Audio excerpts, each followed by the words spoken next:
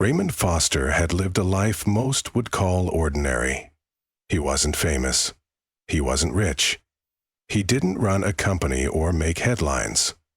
But to those who knew him, the local mechanic, the postman, the kids down the block who'd grown up on his stories, he was the kind of man who carried a quiet weight. The kind of man who built things with his hands and repaired what others had given up on.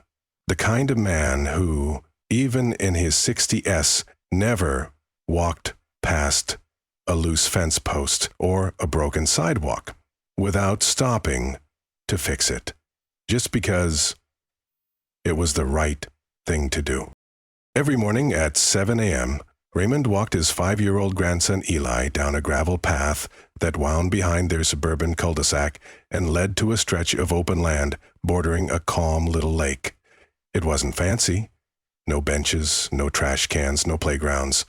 Just cattails swaying in the wind, a few old oak trees, and the rhythmic chirping of crickets fading into the rustle of morning leaves. It was his sanctuary, their sanctuary. Eli called it Grandpa's Lake, even though it wasn't really his. No signs marked it, no fences guarded it. For years, neighbors had used it casually, walking dogs, skipping stones, teaching their kids to fish with sticks and string. It was part of the neighborhood's unspoken charm, the kind of place that reminded you why you'd chosen to live in a quiet town in the first place. That morning, like so many before it, Raymond sat with Ellie on a weathered tree stump as the boy tossed pebbles into the water, trying to make the biggest splash. The air was crisp. The sky was the color of washed denim, and for a moment everything felt exactly right, until a shadow fell across the gravel. He looked up to see a woman in a neatly pressed polo shirt and a clipboard hugged tightly to her chest. He didn't recognize her, but the emblem on her shirt told him everything he needed to know. "HOA, Mr. Foster?" she asked, with a too-practiced smile. "I'm Karen Langley, head of the Lakeside Neighborhood Compliance Board. We've received reports of unauthorized usage of restricted green space." Raymond blinked. "Come again?" She gestured vaguely toward the lake. "This area, sir. It's not a designated recreational zone. It's HOA-managed property. We ask that residents refrain from loitering or unapproved activities." He looked down at Eli. The boy was holding a dragonfly in his palm like it was made of glass. "We're just sitting," Raymond said flatly. "I understand," Karen said.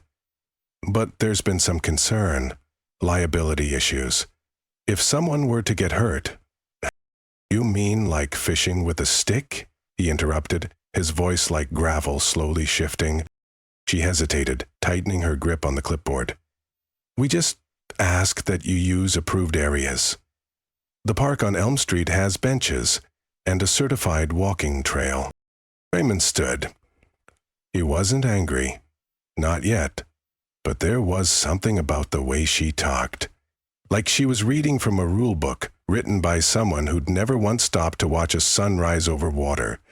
Someone who thought fences made people safer instead of smaller. "Ma'am," he said, "with all due respect, this lake's been here longer than you, me, and that HOA of yours put together. I've been coming here for 20 years. She tilted her head. "Yes, and technically, the HOA has had control of this parcel for the last 7. If you'd like to submit a request for temporary access." He laughed. It wasn't mean, just tired, like a man who'd already read the last page of the book and knew it wouldn't end well. She left, without another word, just a polite nod and the threat of a formal warning in the mail. For a long moment, Raymond didn't move. The wind picked up slightly, carrying the sound of distant lawnmowers and sprinkler heads ticking to life. Eli looked up at him with wide eyes. "Are we in trouble, Grandpa?" Raymond crouched beside him. Not yet. But that night, over a cup of black coffee in a quiet house, he couldn't sleep. He kept thinking about that lake, about the way it looked in the fall, when the water caught fire with the colors of dying leaves, about the time his wife, Anna, had brought a blanket there for their 30th anniversary and made him a peanut butter and jelly sandwich, just like when they were young. She'd passed away the year before, and that stump where that had been her favorite spot. He thought about how easily someone in a polo shirt and a checklist could try to erase all that, could call it unauthorized, like it was some kind of crime, to remember where you were happiest. And that's when the idea came. He opened his old filing cabinet, blew dust off a stack of documents, and pulled out the plat map from when the neighborhood was first zoned. There it was. Parcel 32B. Mined. Adjacent wetland buffer. Status undeveloped. He didn't know what was possible yet, but he knew how to ask the right questions. And, more importantly, he knew how to wait. Raymond Foster had spent his life fixing what others broke. He could fix this too. What the HOA didn't know was that they'd just pushed the wrong man. Not a loud man, not a reckless one, but the kind who builds a life like a house. With a strong foundation, brick, and he wasn't about to let anyone board up the windows. The next morning, he drove into town. Not to yell, not to make a scene, but to visit the county assessor's office and ask about the land. Parcel 32B, he told the clerk, a woman named Paula with a tired voice and sharp eyes. She scanned her records and then leaned forward, her voice low. That's the thing, Mr. Foster. Nobody owns it. It's never been properly transferred to the HOA. Technically, it's county land. And it's going up for auction next month. Raymond felt the air shift around him. Auction? Silent bid, Paula nodded. Starting at $6,900, 0 cents. He thanked her and walked out slowly, the weight of possibility anchoring each step. Back home, he opened a dusty lockbox, counted bonds, reviewed old bank statements. He didn't have much, but he had enough. Maybe just enough. That night, he sat with Eli and told him a new kind of bedtime story about a man and a lake, and how sometimes doing the right thing means putting everything on the line. What the HOA didn't understand was that they weren't up against a man looking to win. They were up against a man who refused to be erased. The county auction wasn't dramatic, but to Raymond it felt like standing at the edge of something vast and permanent. He arrived early, holding a plain envelope close to his chest, its contents representing not just his savings, but a piece of himself. Years of work, a lifetime of principle. The auction room was quiet, almost indifferent, with fluorescent lights humming overhead, and a clerk who barely looked up as she called each item. Parcel 32B came second. Any other bids? The official asked. Silence. Sold to Mr. Raymond Foster. That was it.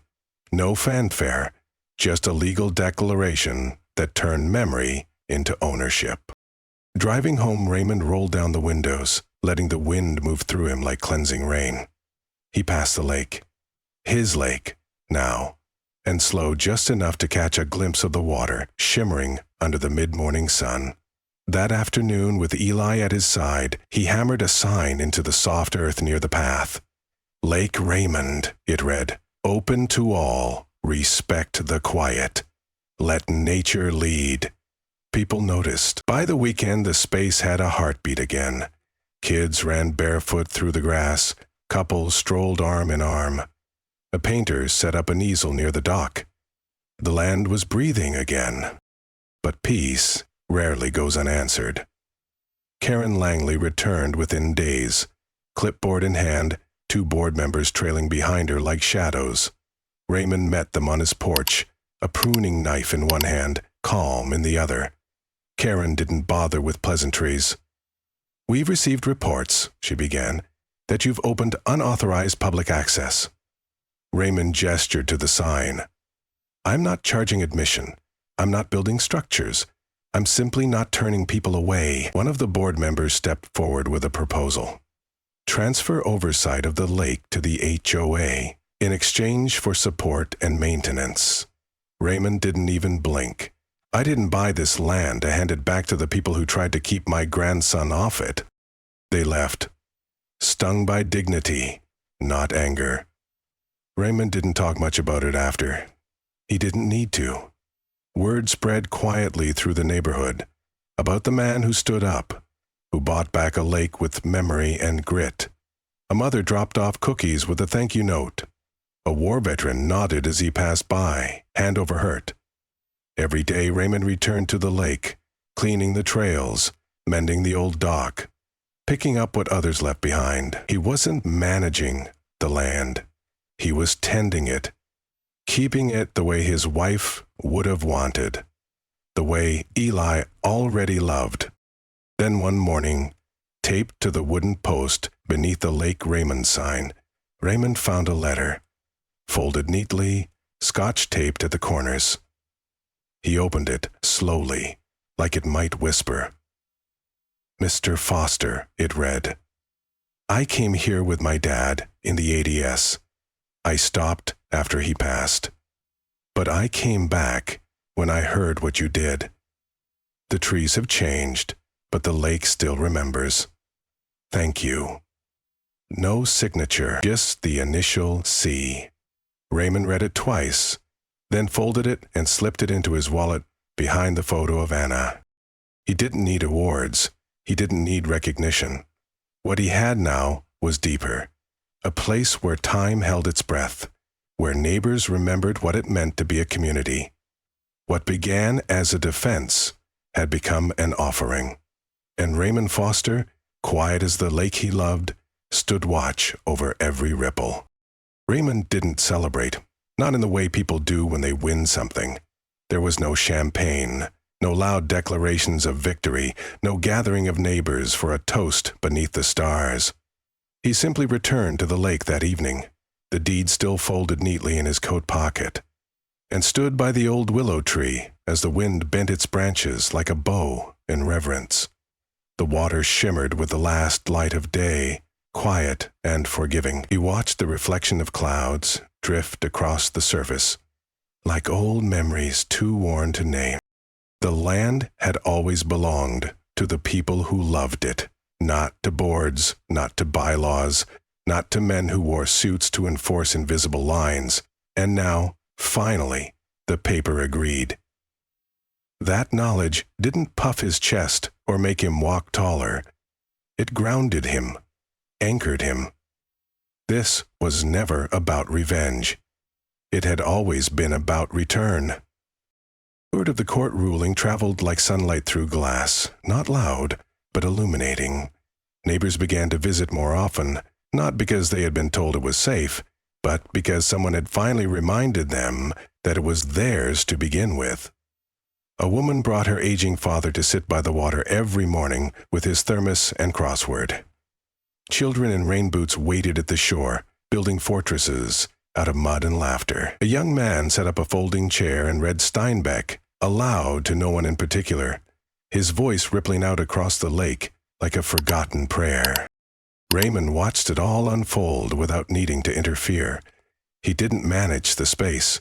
He tended to it, quietly pulling weeds that grew too wild, repairing the broken edge of the dock where someone's sandal had caught last spring, refilling the seed trays for the birds that now gathered like clockwork each dawn. He'd become something more than a landowner. He'd become a keeper of something invisible, belonging. One Saturday morning, as summer settled into its warm, lazy stretch, he walked the path with Eli by his side. The boy was taller now, his backpack bouncing with a fishing kit and 2 peanut butter sandwiches. They made it to the clearing and found a group of kids already there, chasing dragonflies with mason jars. One of them turned and called out, "Hey, Mr. Foster, we found a turtle nest." And Raymond smiled, not because he was proud, but because he was home. That afternoon, he nailed a new sign beside the old one, hand-carved, painted with Eli's help. It read, "No permission needed, just kindness." It wasn't long before others began to leave little marks of their own. A local artist hung wind chimes in the trees. Someone placed a bench overlooking the water, carved with the words, "In memory of those who taught us to be still." A carpenter left behind a handmade birdhouse, and someone else filled it with sunflower seeds every week without fail. The lake had become a reflection of those who came to it, not perfect, but tender. Not managed, but loved. It wasn't about the victory anymore. It was about the echo. One man's quiet defiance had become a chorus of remembrance, of resistance to the slow erosion of connection. Months passed. The leaves turned. The water cooled. Raymond, older now, slower in step, still walked that trail every morning, cane in one hand, thermos in the other. One day, he reached the clearing to find a laminated page tacked gently to the welcome sign. It was a letter. "Mr. Foster, my name is Caleb. I used to walk here with my father when I was a kid. After he passed, I stopped coming because it didn't feel right. But then I heard about what you did. I came back. And somehow, even though the trees have changed, it still feels like home. Thank you for not letting them take it." Raymond stood there for a long time, the lake murmuring behind him, the wind pressing gently against his back. He didn't need applause. He didn't need a statue. What he had was deeper, a legacy made not of stone, but of space, of silence, of the sacred freedom to simply be. What began as a challenge had become a haven, and Raymond Foster, quiet as the current beneath the lake, had reminded everyone that peace isn't something given, it's something kept. What began as a challenge had become a haven.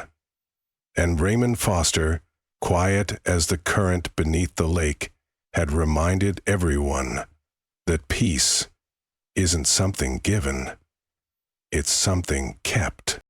And perhaps that's the lesson we all need to carry, that sometimes it doesn't take an army or a lawsuit to protect what matters.